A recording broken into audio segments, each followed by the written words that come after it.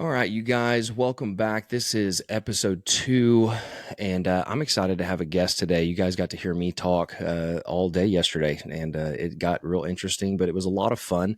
This is a brand new podcast, brand new idea, literally kind of been working on it, but thought of it yesterday and was like, let's do this thing. And then I reached out to a friend and a co-business owner that I'm connected to. And I said, hey, yes, I'd love to have you on. And so I'm going to introduce her now. My guest today is Ashley Bledsoe, and I'm going to let her introduce herself. She's saying hi, and I'm going to let her introduce herself and tell a little bit about her business. And then we'll dive into kind of the rest of the podcast. Ashley, take it away. Yeah, so my name is Ashley Bledsoe. I'm a resident here in Wylie. I actually own and operate a hydromulching business that I started back in 2016. I'm married to the love of my life. He has a daughter. She is 13 going on 22. So we are a happily blended family. And we love where we're at right now currently in life. That is incredible. I love the family side of it. I talked a little bit about that as well, and I think that's an element that we're people. You know, like we're business owners, but we're also people. Like we have lives outside of the business, and so it's always important. They're a big portion of most of our why we do what we do, and we chose Absolutely. to not do the 9 to 5 and work, the 5 to midnight. That's what we chose. Right? We But change or trade in the 9 to 5 for the 24/7. There you go. That's it. Yeah. Yeah. More truth than that than anything. So Ashley, tell us a little bit about just the kind of where did the entrepreneur dream or the business side of you come from? I mean, and I honestly don't know a ton of you. I don't really know what you did before Bledsoe Hydromulch, and you don't have to go super deep in that if you want, but what was the moment that you sat there and go, I don't want to do what I'm currently doing now, or I want something different. And where did that come from? At what point of your life was that? Right. So that was definitely a pivotal moment in my life. I like to say that businesses are kind of born out of one of two things, and that's either inspiration or desperation. And for me personally, the hydromulching business was 1,000% born out of desperation. And it's not like I had previous knowledge or expertise in this field to where I felt confident to start it. We were literally driving down 78, going to a family function. My husband had worked in the oil field for 8 years. He was stationed in Alaska in Prudhoe Bay, very comfortable where we were at in our lives. I had bartended for many, many years previously, but there was a 4-year gap where I hadn't worked in a while because thankfully he was making a good amount of income in the oil field, and I was able to take a step back from work and not bartend anymore. But going to this family function, the big boss calls, and that's never really good. So we have to quite literally pull over, and it was just before an election. So the oil field kind of always takes a dip just before election, and things weren't really going too great in the industry at the time. And long story short, he got laid off. So we're sitting on the side of 78, just in our thoughts, like, oh my gosh, what are we going to do right now? So we go to the family function, and I'm actually venting to a family friend, and he owns a hydromulching business out in Van. And he suggested, look, I don't know where you're at currently financially, if y'all have any savings, but if you were able to start a hydromulching business, being women owned, the government literally throws jobs your way being a woman owned business. And I get a lot of calls out in that area, but I don't service that area, and there's virtually no competition.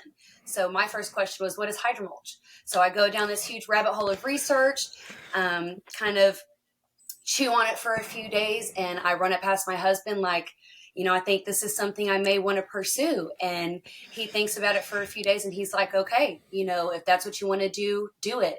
And he had just gotten a job as a mechanic at Premier. So he was doing that, and I was just kind of taking the reins with hydromulch. So I decided I need to know what I'm talking about. Went Yeah. through a trade school at the University of Georgia, got certified through National Association of Landscape Professionals. I've been a longstanding member of the International Association of Hydroseeding Professionals, and literally hit the ground running. That is and it's a lot. I mean, it's to have that happen. We kind of joked about even this podcast. I think us as that's that entrepreneur spirit. Like when you just go. You talk about the idea and you have the moment of, okay, let me process it, let me think about it. But then we have, and I think that sometimes it's almost our fault, but then it's also good at the same time in the right moments that we have that, yeah, all gas, no brakes. Like we think about it for a moment and then go, yeah. And then we just run. And that was the same thing with this podcast. When I texted you yesterday, I said, yeah, and I want to record it tomorrow. And you're like, oh, okay. Well, yeah, it sounds great. But that's incredible. And I mean, obviously it's working, right? So that's awesome. And I agree with you that that's where I think most of us, I think there's some that, maybe were born into something that they just kind of naturally inherited a business or something along those lines. But I think most of us have a moment in our life, one way or the other, that we go, I want something or need something to give or different. And then that's where it kind of is birthed from. I completely agree with you. What was what was your first steps? I mean, obviously you mentioned you had to go to, trade school and you had to get some certifications, things like that. So those were, your obvious first steps. You kind of had to have those things. But when it was time to launch, when it was time to take it to market, what did that look like? I mean, did you have this drafted, vision board or business plan? Did you sit back, and we didn't maybe have Canva then, but did you go start making logos? Like what were your first like couple of steps? Actually, no logo making, none of that. So I'm very much pen and paper. I'm very old school. I think I can give credit to my father for that. Just very old school when it comes to certain things in that aspect. But I did very much kind of start with an almost impossible goal. And I essentially reverse engineered that to develop the steps to take to reach said impossible goal. Yeah. And I figured if I reach ridiculously high towards something that in my brain is just completely insane and not obtainable for me personally, that I'm going to fall exactly where I want to fall and be successful in my realm of what I envision success to be. So I kind of reverse engineered my process from end to start, so to Okay. speak. Yeah, And no, I mean, it's a great way to look at it. I think that we sometimes get caught up in that first couple of steps, and I think that that's where a lot of, and I don't want to call them entrepreneurs, but that's what some people would call them, is that they have all of the ideas and and they're great, but they get stuck in that like the baby steps. Like I need a marketing strategy, I need a business plan, I need a loan, and they get caught up in that 1, 2 step and never make it to 3 or 4, when realistically if they would have started with 8 and then worked their way back, I think sometimes it makes a clearer plan. So uh, it's smarter to do it that way, I think. And I think that you were right on track kind of going that route. And I think that we get caught up in when we switched our logo. I'm wearing it right now, but when we switched our logo, I knew for a fact that I would get in the way of it, because it's an over processing thought for me, and that's why we decided to hire somebody. We decided to go. So even though we do graphic design, we were like, nope, we're going to stay out of it. We're going to go hire a team, and we did, and had all these variations, and then we limited it down to what we wanted to do. So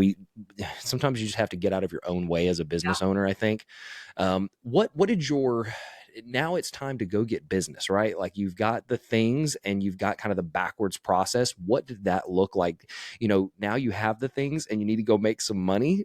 What did that look like in the very beginning? How did you secure your first client or two?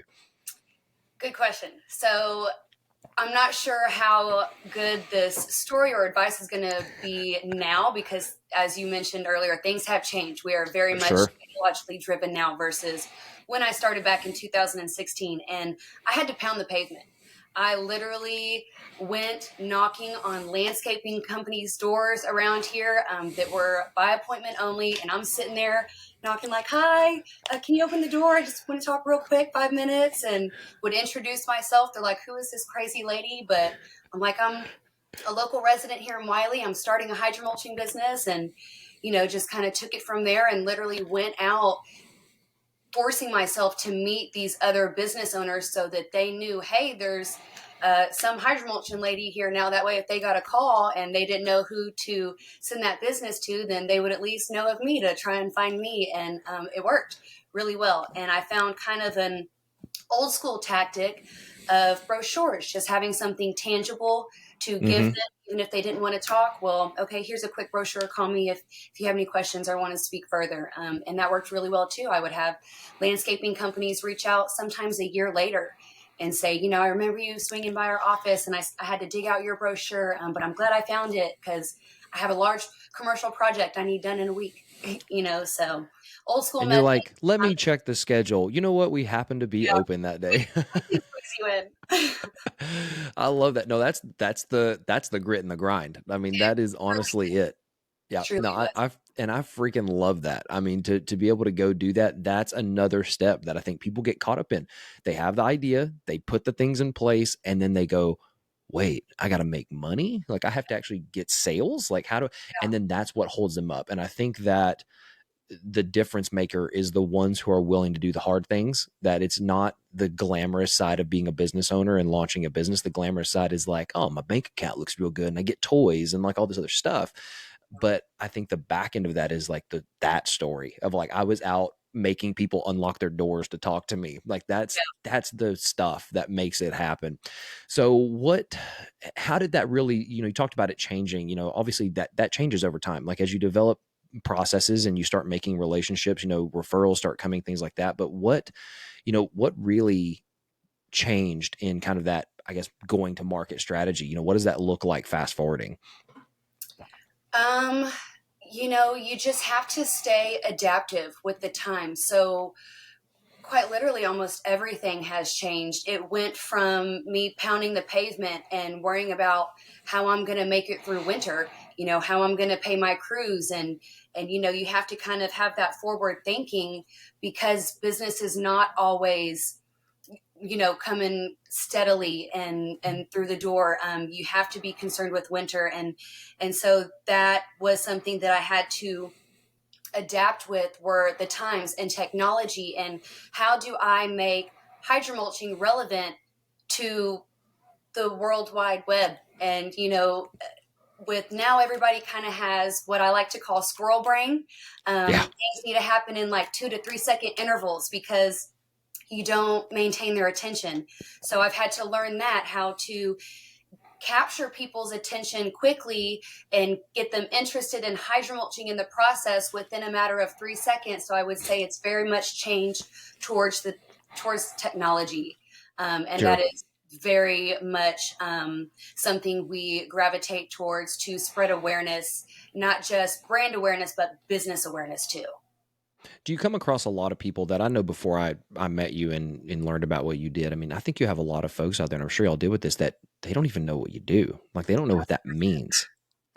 Yes, 1,000%. Every That day. was the biggest hurdle, not necessarily with commercial jobs, because city workers, government employees are well versed with what hydromulching Right. is. It's been around for 50 years. We did not create the wheel. We have perfected it. I have Yeah. perfected this, slurry and the ingredients and, the ratios to where it is, the room for error is eliminated on our end. That is how we quickly built a reputation of being some of the best in the DFW area and in North Texas.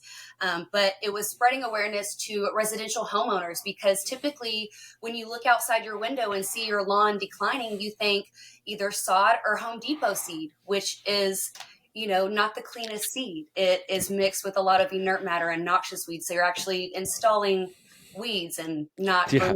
what you want. So it's not ideal. So letting them know, hey, we're here. This is an option to either install a new lawn or rejuvenate an ugly one, was the biggest hurdle initially, for sure.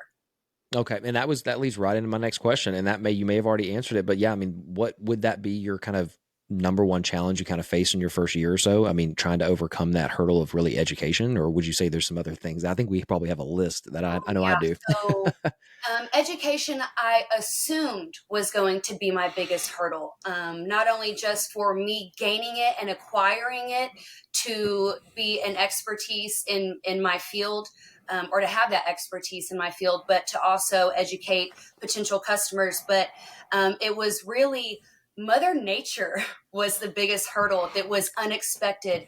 Year one, it was a monsoon that year. And that is how I know for sure that our application can withstand up to 2.2 inches of torrential downpours Facts. in a 24-hour period. So that was definitely a big hurdle. And each year it kind of birthed a new challenge that I was not anticipating. They say when you make plans, God laughs. Well, God was definitely laughing, and he was sending, the army worms and the flood-like rains and the mold, things that I had read about in school, but I hadn't dealt with in the field. So that field experience was challenging, but it also forced me to grow and develop more knowledge as well. Sure.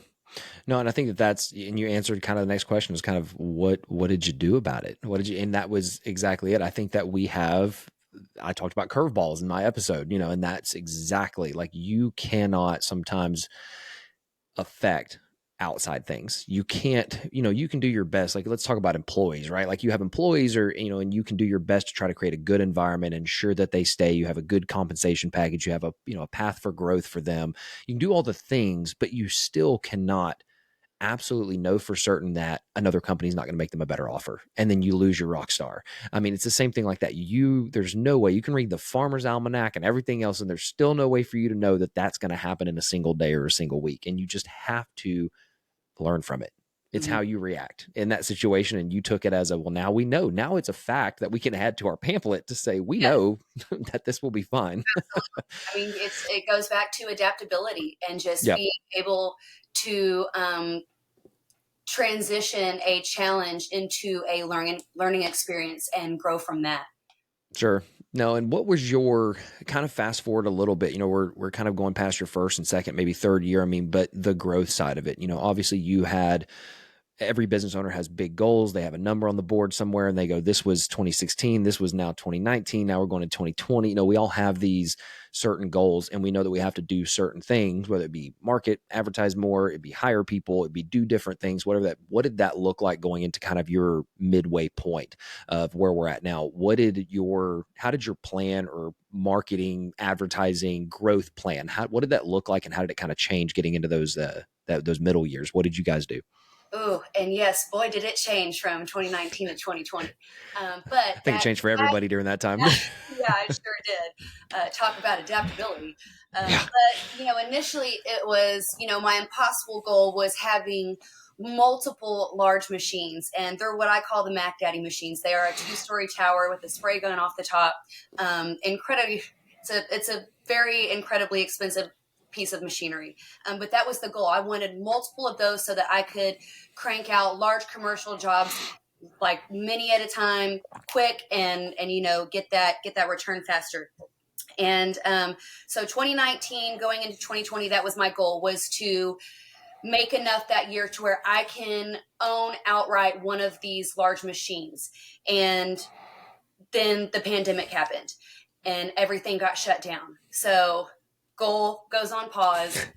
Now, it's only essential businesses. We were, working with government and the city, so we were able to perform contact-free installations. No one has to be there to install a new road. It's quite literally us and the hydrant. So we were still able to perform commercial jobs, certain contact-free jobs for residential homeowners, but that time was so devastating that people weren't really focusing on their lawn. So we really had to pivot our focus and focus on the challenges and the struggles and how are we going to help and how can we provide aid and help get through this time. And then, fast forward post the pandemic, world opens up, then we have inflation and material prices skyrocket and our cheapest, costing material quickly becomes our most expensive piece of material. And it was devastating for us. And then, everything gets stuck on shipping with containers out in the middle of the ocean. Mm-hmm. That was another challenge. And it's like, okay, how are we going to get the material here in time? So it was just challenge after challenge after challenge.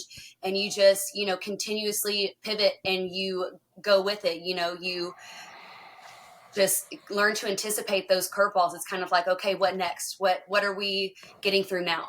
And then finally, after getting through those, that really just put us on the map, not only commercially, but residentially, because we were able to make it through those challenging times. And I watched a lot of close businesses fail and not have that sustainability and that proper business model, or even being able to roll with the punches and and pivot like we were saying. But so eventually after that was when I was able to make that transition to acquire a larger machine and take on those bigger jobs. So it took me longer to reach that goal, but 2019 to 2020 was definitely a challenging time as far Yeah, as and I had I think it envisioned. was for everybody too. I think that and you saw the difference in, and there were a lot of great businesses that didn't make it. It wasn't always for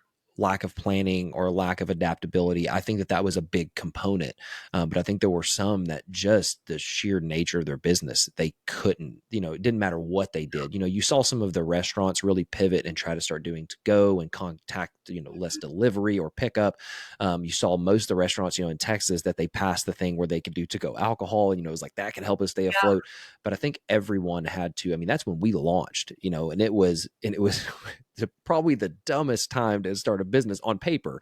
But the realistic side of it was, because we took that risk, there were so many business owners that got what we did, and they're like, this is the time that we need to kind of double down on marketing and advertising. Like, we need to push the envelope. We need people to know we're here so they come and shop and buy and use our services. And so it was a pivotal time for every single business, and that you guys use that time to almost kind of focus more on the government and city side. That, again, you kind of gain that reputation of, like, these folks delivered when others couldn't or wouldn't. They made the changes and made themselves compatible with what we need. And that's what separates. I think that's what separates in the, what do they call it? Cream rises to the top, right? And like that's exactly what you guys did and did in that moment. And so you made a reputation for that. When you guys, as you grow, and business grows, and, there's so many different elements there. What challenges did you guys face? I mean, obviously fast forwarding past COVID, it could be something, obviously during COVID, but what challenges, right? Like that, did you start facing? I mean, you mentioned the machinery. I don't know if there were some jobs that you were like, yes, we can do that, but it's going to take us 5 days. And if we had the machine, it was one, but we haven't purchased it yet. Something along those lines, that I just like for people to be able to hear, that as we hit that growth stage, it's new challenges. It's maybe not the marketing and advertising. It's the bigger pieces that we're like, never been down this road and got to figure it out. I think the challenge there was having to turn down jobs that I wasn't able to do quite yet. I was, with that gained awareness and people finally learning that we're here and we're capable of doing these jobs, I wasn't capable of doing every scope of job. And as enticing as a lot of these jobs were, and yes, I wanted to be able to fulfill that, I wasn't able to. And I would have to turn down certain jobs because I didn't have the machinery yet to be able to fulfill it in a timely manner and compete with also the pricing. So I think that was a challenge too, was kind of having to swallow that and accept that, kind of checking my pride and being able to say no, because you have to also know when to turn down a job and when it's not going to be conducive to your growth and to your business. And one thing my father always told me was, never accept a job that you could potentially go under for if they don't pay you in time. Because just for working with city officials and government jobs, they're typically, 30, 90. One time I didn't get paid till a year later. They were a full year out. They Wow. didn't put that in the contract, but, you have to anticipate not getting paid for quite a while with some of these jobs that you accept. And so that was one thing I really took to heart, and I really heeded that advice. And that was one of the challenges that I had to quickly learn and accept, was in order to get to where I wanted to be and have that machine to accept these jobs, sometimes I had to turn some down and say no to a client. And I think that that's huge. It really is, to be able to. You said something super key there, that you have to learn, and it's a constant learning curve, but it's determining what to. And I said this yesterday. I was relating it to something a little bit different, but it applies across the board for business owners and entrepreneurs. Is that you have to know when to say yes and you have to know when to say no. And I was applying it to some of the giving back that we do, because that it opens a Pandora's box of everybody needs something and you want to be able to help everybody, but you know, at the end of the day, you can't. But for you guys, you could have said yes to some of those things, and you could have even let them know, hey, it's going to take us a little bit longer, you know, or maybe a little bit pricier, you know, but they liked you and they decided to use you. And the problem with that is that you get a negative reputation, is that now you're classified as the folks that they take twice as long, they were more expensive. Maybe the product was great, but that's not everything that people usually remember. They remember all of the little things. And even though you delivered a fantastic job, and I know that coming from, you know, my construction days, is we could have delivered a phenomenal final product, maybe better than they even asked for. But at the end of the day, they would remember that we left a bundle of shingles sitting by the driveway and didn't pick them up for a day, you know, or they would remember that we forgot to lock a gate back. You know, I mean, the little bitty things that absolutely we own it and we're sorry, you know, we probably gave them a gift card or something for it, but that's what they remembered and that's what they left out there. And it very easily, it could have changed the entire course of y'all's business, going out there and kind of business grabbing. Mm-hmm. But in reality, it would wind up hurting you guys in the long run. To have the forethought of pause, I would love your job, give me another 12 or 24 months, and then we're coming back and we're taking it all. You know, that's incredible to have that forethought. I think more people need to think that way than not. Tell us a little bit about next steps. What are you guys wanting? What are the Bledsoes up to, and what's next for you guys as business owners and entrepreneurs? What's next for Bledsoe Hydromulch? Whatever you want to tell us, we want all of the tea. Well, yeah, are finally, thankfully, able to kind of let the hydromulching business just continue to be a well-oiled machine. We're very pleased with where it is at currently in the growth. It's just the trajectory is just incredible right now. So we've actually kind of been able to take a step back and focus on another stream of income. So we just launched a second business, which is completely different. It is an apparel printing company called Inked Impressions. So now I can cover everything from grass to garments. Look at that. You have a tagline for the segue. I There mean, we like go. you, I mean, I feel like that's the pitch from now on. You know, we've got everything from grass to garments. That's I right. love that. So where, briefly, we don't have to dive too deep into that, but where did that come from? I mean, to go from that one extreme to the other, to go from, you know, hydromulch and having that and it's running. And I love that you said it's a well-oiled machine. I think that some entrepreneurs we're scatterbrained a little bit. We can be. We're very, ambitious is what I Yeah. would say. And we're the visionaries. And I think a lot of times we need that. My counterpart is my wife, where she checks me and goes, have you thought this through? Like, have you paused for a moment and really thought? But, you know, I think that we get a business to a certain point to where it becomes a machine, is that, you know, it still needs some attention. It still needs love. But at the end of the day, that's how all businesses should be at some point. But walk us through that. What did that moment look like? How did you have the random idea and go, I want to start an apparel company? Well, kind of circling back to what we said at the beginning about businesses kind of being birthed out of inspiration or desperation, I'd say this one was more towards the inspiration. I was inspired to start it because I saw a certain niche or a calling in this certain market. It was during the Crosstown Showdown. I was upset that I couldn't go get, Wylie wear, just some Wylie wear, not necessarily spirit wear, Yeah. but just something, Wylie related to show where we're from, where the community, represent the community, things like that. So I was like, why is there not a hub locally to provide that readily available service, whether it's cranking out some Wylie wear to support our community and the town we live in, or your business, and I can customize your shirts for your business and things like that. So I was like, light bulb, just provide that. Why don't I provide that? Why don't I do Yep. that? And so I started going down a rabbit hole of research and looking at equipment and what it would cost to have equipment manufactured. What do you need to have to produce high quality garments with longevity? Mm-hmm. And my husband he's always supported of my kind of, as you were saying, the ADD entrepreneurial spirit that we have. And he's just always like, yeah, do it. And so he trusts And I love him for that. Your husband is an incredible guy, and every time I get to be around him, he just cracks me up. He's got a good attitude and a good Oh yeah, spirit, and you can see that very supportiveness. He's supportive of the folks around you too. We get to interact with you on, on a regular basis, different networking groups, and just being involved. And, every time I get to see him, like, he's just like, oh, that's awesome. And this is awesome. And he's excited about what you guys have going. Yeah. I think it's great. Support systems are, and champions, cheerleaders, whatever you want to call him. He probably doesn't want to be called a cheerleader. I mean, but we can call him Yeah. that. He might be down for that.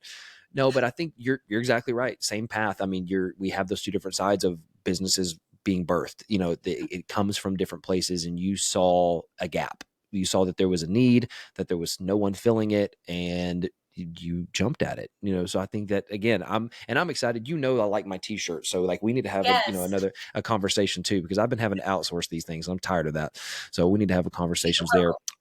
Yes, shop local and buy and all the things local for sure. What is and as we're kind of closing out and wrapping up, what is one piece of advice that if you had to, and you've given us already a bunch, but what is, if you had to give one single piece of advice to a young entrepreneur or a business leader or someone wanting to start something, what would that one piece of advice be? What would that look like?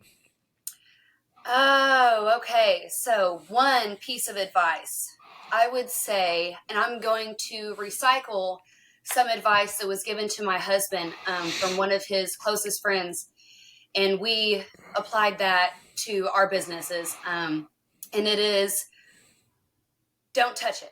Don't touch your money. Put it all back into the business for the first 3 years, if you can, 5 years.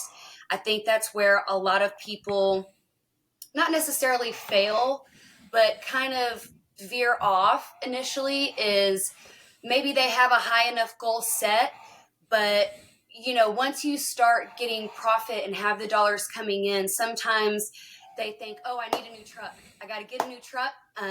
That way clients know that I'm serious. I need to get a new truck. We need to get it wrapped. We need to invest in all of these things. That way the business will grow. And that's not always necessarily the case.